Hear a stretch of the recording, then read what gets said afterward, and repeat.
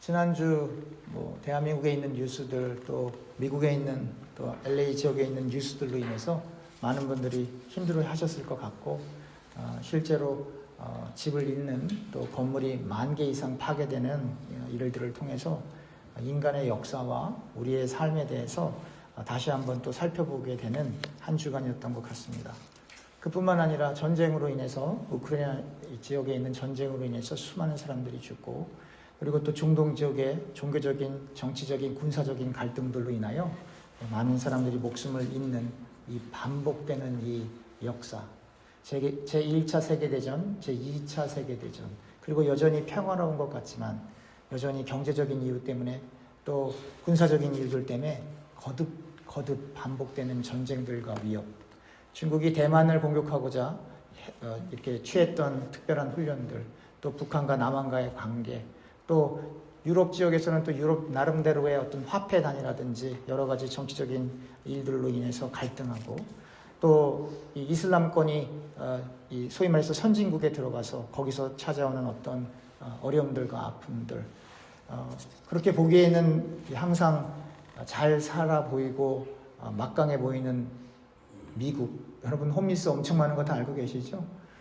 캐나다가 복지가 잘 됐다고 하지만 거기도 그 나름대로의 문제가, 유럽은 말할 것도 없고, 그러니까 인간들은 늘 바벨탑을 잘 쌓아서 자기들이 늘 안전하고 평안하고 행복한 인생을 살 것이다 라고 이렇게 계획을 하지만, 그러나 그러한 일들이 잘 되지 않는 것을 우리는 현실을 통해서 그리고 역사를 통해서 그리고 성경을 통해서 보게 됩니다.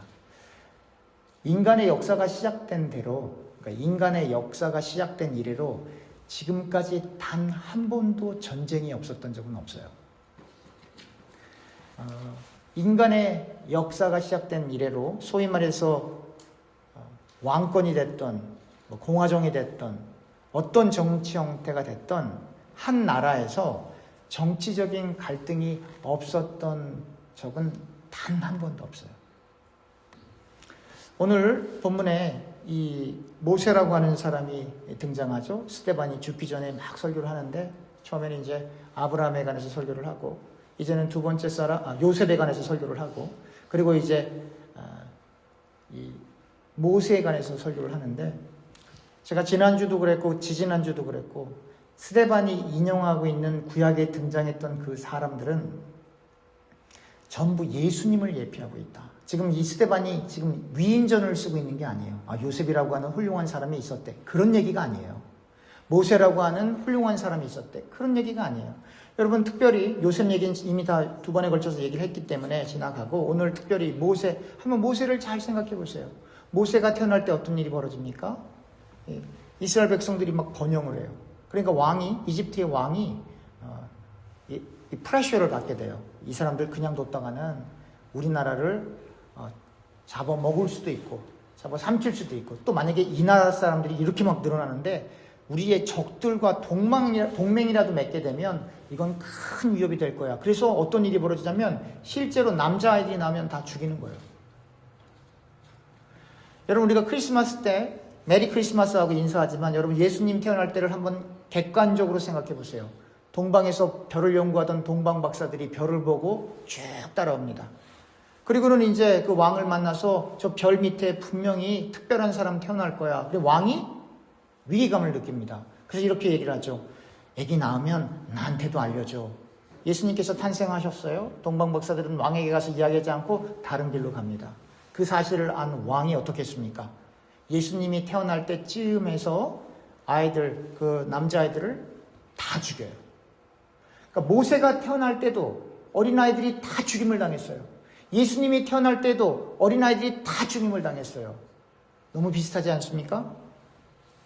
모세가 많은 어린아이들이 태어날 때 이렇게 즐거워하고 행복한 그러한 이야기를 들어야 될 상황 속에서 태어난 게 아니라 그 엄마는 자기 아들이 죽을까봐 이 갈대 상자에 그 아이를 넣어서 이 물가에 이렇게 나일강에 이렇게 던지는 거 아닙니까? 그 엄마의 심정, 그리고 그 모세의 누나가 그 아이가 잘못했까봐 끝까지 쫓아가는 거잖아요. 그러니까 모세는 한마디로 얘기하면 뭐냐면 물 속에서 건짐을 받은 거예요. 그걸 뭐라 그럽니까? 구원이라 그러는 거예요. 그러니까 지금 이 구약 성경은 모세라고 하는 한 인간 얘기하는 게 아니에요. 모세보다 훌륭한 인간들 너무 많아요. 모세보다 똑똑한 인간들 너무 많아요. 그러나 지금 인간 얘기하는 게 아니에요. 모세를 통해 투영된 예수 얘기하고 있는 거예요. 이스라엘 백성들이 이집트에 의해서 계속 압제를 받습니다. 시달림을 받습니다. 그래서 이 이스라엘 사람들이 하나님 살려주세요 기도했던 게 아닙니다, 여러분. 무슨 한국 사람들처럼 철야에 가서 주여 삼창하고 기도했던 게 아니에요. 너무나 억울한 일을 당해서 그 비통함이 하늘에까지 닿았던 거예요. 기도한 게 아니고. 그만큼 이스라엘 백성들이 430년 내내 힘들었던 것은 아니지만 힘든 순간들이 있었다 이 말이에요. 역사가 시작된 이래로 인류는 죄와 사망으로 인하여 늘 시달립니다.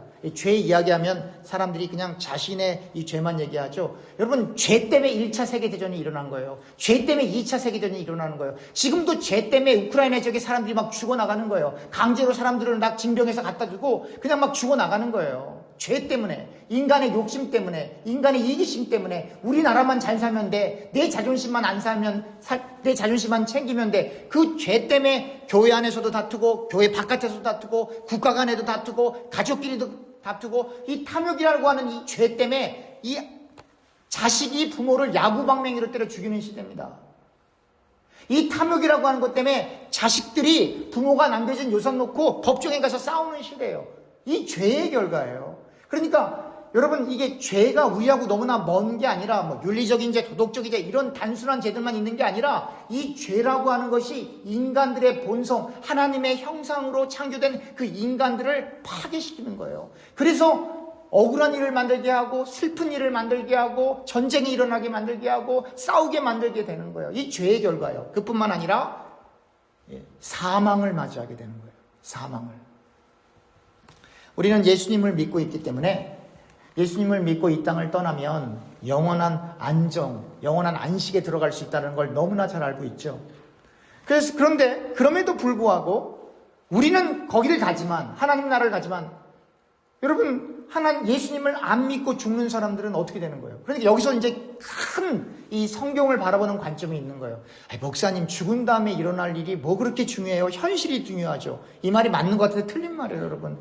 여러분, 지금까지 살아온 날들과 남은 날을 계수해 보세요. 나는 앞으로 30년 후에 나는 자신있게 여기 살아있을 수 있다. 저도 장담을 못해요. 앞으로 30년 후에 내가 정상적으로 살아있을 수 있다. 앞으로 30년 후에 내가 내 발로 걸어서 화장실 갈 수 있다. 저도 장담을 못해요. 산불이 나서 수많은 비싼 집들이 탔어요. 사람들이 이게 현실이라고. 아니에요. 앞으로 30년 지나면 예수 안 믿고 죽으면 그 불보다 더 큰 불구덩이에, 요한계시록을 읽어보니까 불못에 떨어진대요. 예수님께서 뭐라고 설명하시냐면 unquenchable fire, 꺼지지 않는 불이래요.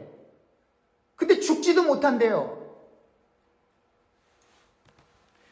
여러분, 뭐가 더 현실적이에요? 뭐가 더 실제적인 거예요? 여러분들과 제가 믿고 있는 그 하나님을 믿는 이 신앙보다 더 현실적이고 더 실제적인 거 없어요, 여러분.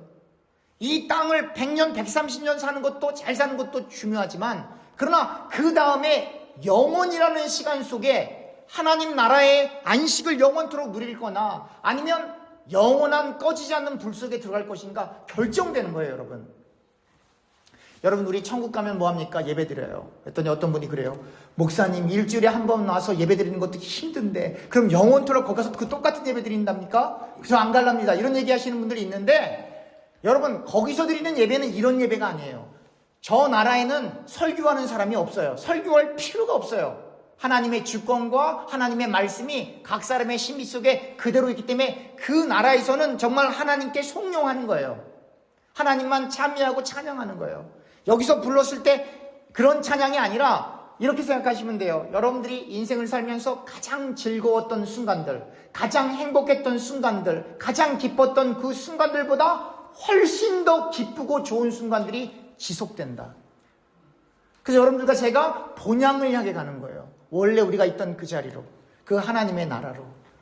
그래서 여러분들과 저는, 기독교에는 네 가지로밖에 정의가 안 돼요. 예수 그리스도의 제자, 혹은 예수 그리스도의 군사, 하나님 나라를 소망하여 이 세상에서 정착해서 사는 사람들이 아니라 이 세상에서 나그네로 지나가는 거예요. 스트레인저로 지나가는 거예요. 하나님 나라를 소망하는 순례자, 여행자로 지나가는 거예요. 그게 여러분들과 저의 정체성이에요. 여러분들과 제가 이 창세기에 나오는 것처럼, 구약성경에 나오는 것처럼 바벨탑을 멋지게 쌓아서 나 중심적으로 인생을 살려는 나만큼 살아야지, 나만큼 성공해야지 아무리 큰 소리 쳐봐야 예수 안 믿고 죽으면 불구덩이에 떨어져요. 이 세상에 살 때는 이름도 없이 별 볼 일 없고 아무것도 아닌 것 같지만, 그러나 예수를 믿고 이 땅을 떠날 때에는 하나님의 영원한 품에 안기는 거예요. 무엇이 더 현실적이고 무엇이 더 실제적인 거예요. 그러니까 대부분의 신자들은 성경을 읽지만 성경에서 나온 내용을 믿지 않기 때문에 늘 성경과 상관없이 그래도 목사님 내 경험을 따라가야죠, 그래도 목사님 세상의 이치를 따라가야죠, 이게 인생이에요, 이렇게 헛소리하다가 지옥불에 떨어지는 거예요.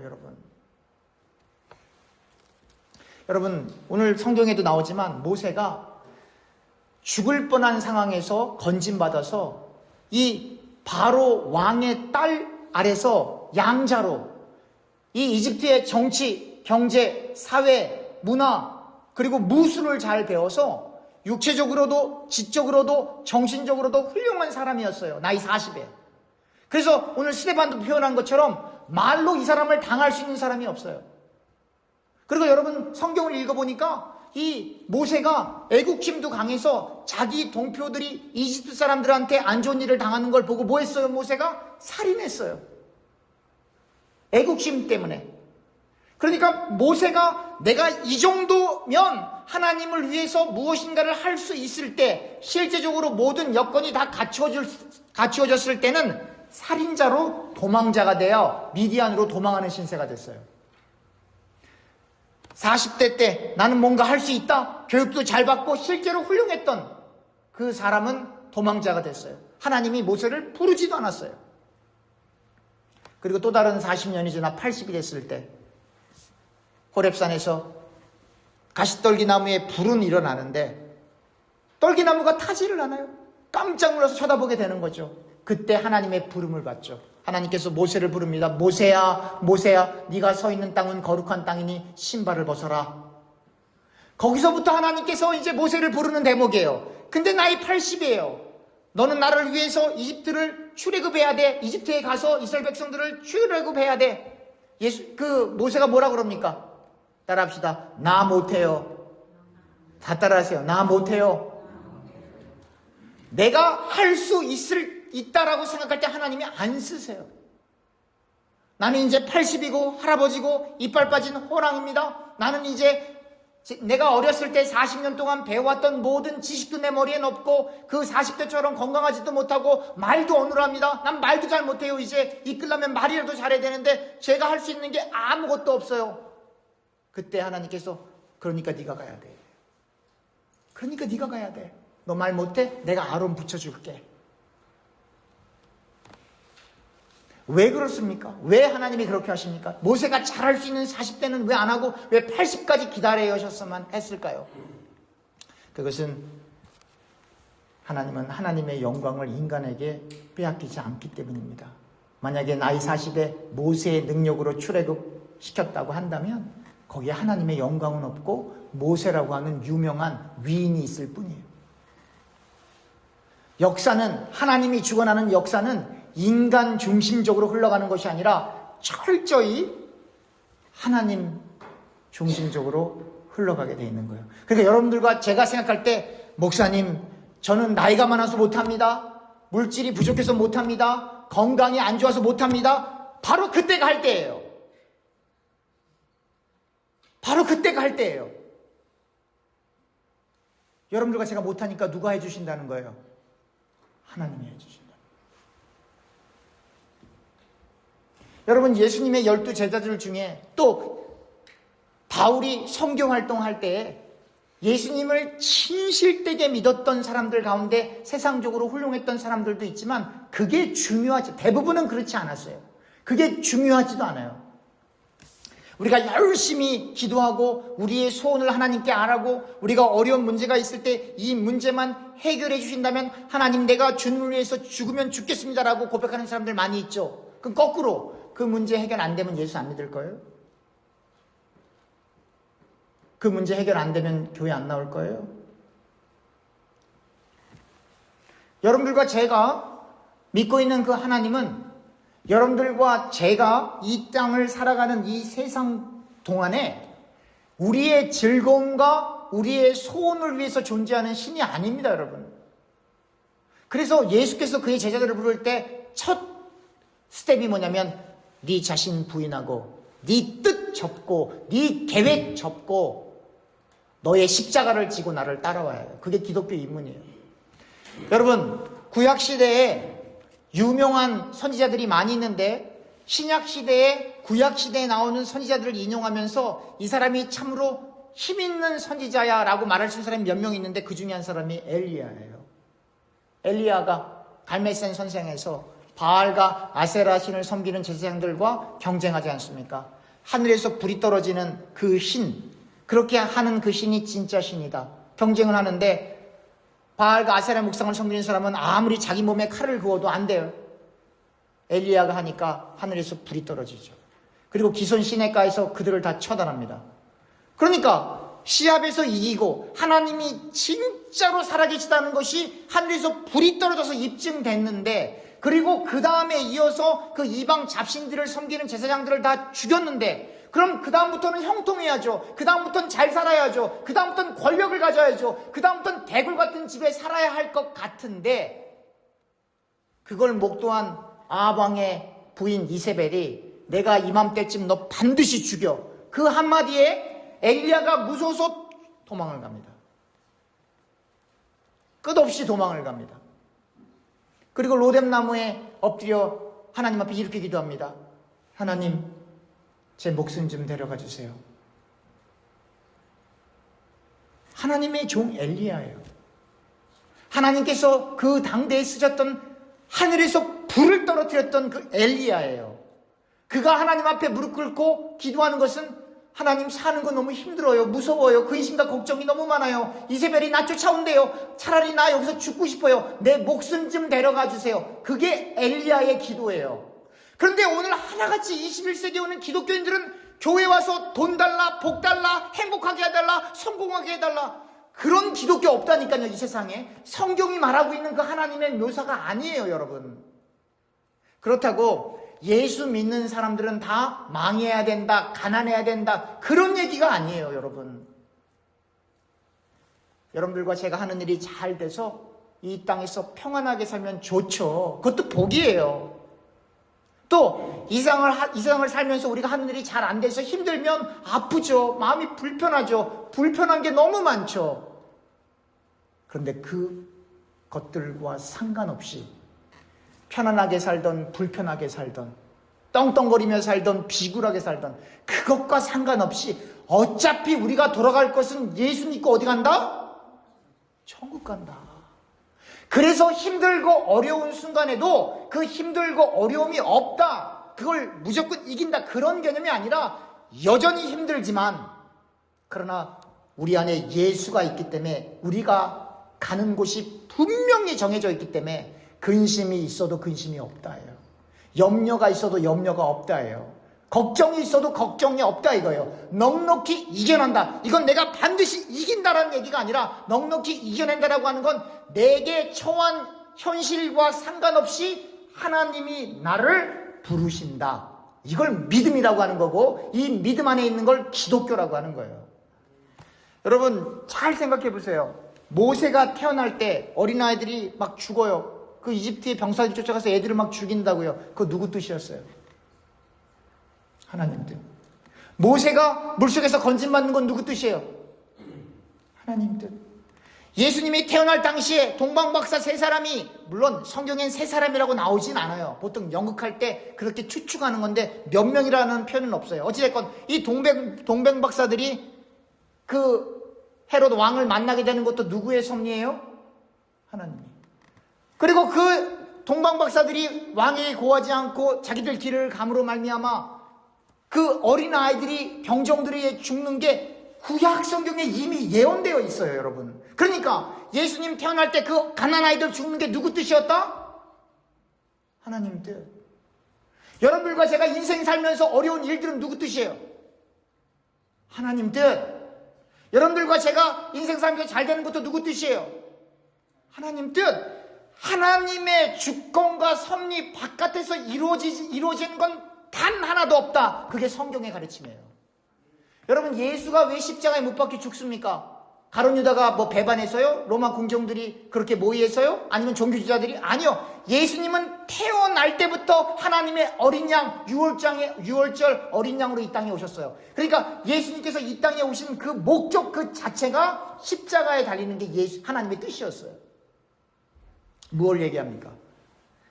여러분들과 제가 창세전에 하나님에 의해 선택된 하나님의 자녀라면 앞으로 여러분들과 제가 어떠한 인생을 살아간다 할지라도 누가 주관한다? 하나님이. 누구의 뜻 가운데 있다? 하나님의 뜻 가운데. 그러니까 여러분들과 제가 뭐 경건하고 열심히 예수를 믿고 기도를 많이 하고 봉사를 많이 하고 여러분들과 저의 공로와 의로 보상을 받아서 하나님 나라 가는 게 아니라 이 정도면 됐죠. 주님, 그 여러분들과 제 안에 있는 교만한 그 생각으로 인하여 하나님의 인정을 받는 게 아니라 예수의 보혈로 덮인 바다, 하나님의 은혜로 그 예수의 보혈로 덮인 그 사실이 믿어져서, 우리가 믿은 게 아니고 그 예수가 나를 위해 죽으시고 부활하셨다는 것이 믿어져서 하나님의 주권과 섭리에 순응하며 이끌림 받는 사람을 예수의 제자, 예수의 군사, 나그네, 순례자라고 고백을 하는 거예요. 예수를 믿는다라고 하는 건 원하던 원치 않던 좁은 문으로 들어갑니다. 왜 좁은 문이냐 하면 여러분들 주변에 있는 사람들에게 물어보세요. 너 왜 예수를 안 믿어? 그럼 그 사람들이 그걸 어떻게 믿어? 한국 사람도 아니고 김치도 안 먹어봤고 말도 안 통하는데 어떻게 그 외국 사람이 십자가에 그것도 2000년 전에 달린 그 사람을 믿으면 천국 간다는 그 사실을 어떻게 믿어? 그걸 과학적으로, 논리적으로, 이성적으로, 철학적으로 어떻게 설명할 거야? 오히려 믿는 우리가 미신에 빠져 있다고 생각을 한다고요. 그 여러분들과 제가 그 예수를 믿은 게 아니라 하나님의 은혜로 믿어진 거예요. 설명할 길이 없어요. 근데 설명할 길이 없는데 예수를 믿는 것이 얼마나 현실적이냐면 예수 믿었던 이런 건물에서 우리가 예배를 드리게 되잖아요, 지금. 이게 현실이에요. 믿음의 프로덕트예요, 이게. 예수를 믿기 때문에 예배드릴 장소가 필요했던 것 뿐이잖아요. 그래, 이보다 더 현실적인 문제가 어딨냐 이 말이에요. 이보다 더 현실적인 일이 어딨냐 이 말이에요. 그러므로 여러분들과 제가 그 하나님의 뜻을 온전히 사모하며 하나님을 의존할 때 이 천지를 무에서 유로 창조하신 분이에요. 없음에서 있음을 창조하신 분이에요. 그분이 여러분들과 저와 동행하게 되는 겁니다. 여러분, 행복이 무엇입니까? 여러분 기억나십니까? 행복이 무엇인지? 지금은 이렇게 얘기할 거예요. 나는 평안해요 라고 얘기할 수 있을지는 모르겠지만 20대 때 그리고 10대 후반에 느꼈던 그 행복은 머릿속에서 이미 다 없어지셨죠? 근데 언제 그러한 행복들이 기억납니까? 나훈아 씨가 노래 부를 때 기억나는 거 아닙니까? 그렇죠? 그 한국의 유명한 가수들이 노래 부를 때 우리가 잊어버렸던 행복이라고 했던 그 젊은 호르몬이 나왔을 때 그것을 기억하는 거 아니에요. 왜 그것이 기억나죠? 왜 그런 노래가 히트를 치죠? 여기 없으니까. 말씀을 맺겠습니다. 사람 사는 거 뭐 별거 있습니까? 밥 먹고 화장실 가고 그리고 가정 꾸리고 그 외에 별거 더 있어요? 특별한 게 더 있나요? 특별한 즐거움이 더 있나요? 원하는 것이 이루어졌을 때 그 순간 즐거움이 있을 수 있겠으나 그 즐거움 지속되지 않습니다. 불평하게 됩니다. 근심하게 됩니다. 여러분 말씀드렸잖아요. 여러분 다 기억나시죠? 초등학교 때 학교 들어가고, 그죠? 학교 들어가고, 고등학교 들어가고. 공부하는 거 쉽지 않죠. 맨날 경쟁해야 되고.